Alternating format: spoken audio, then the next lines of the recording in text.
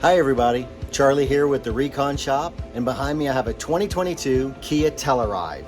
This is a brand new vehicle with a really sharp dent here in the driver's side rear door. We're going to be fixing this today using paintless dent repair. Inside here, this is where the wiring harness goes into the door.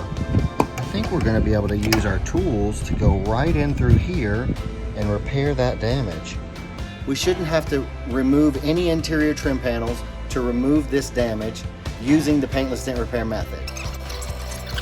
Since this damage is so sharp, we're going to be using heat to make the metal and paint job a little more pliable while we're moving this much metal, just in order to help reduce any risk of cracking or damaging the paint.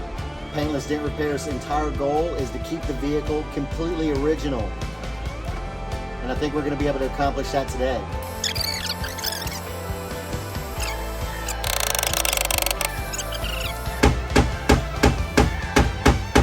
I love those, dude. I think those tools are absolutely amazing.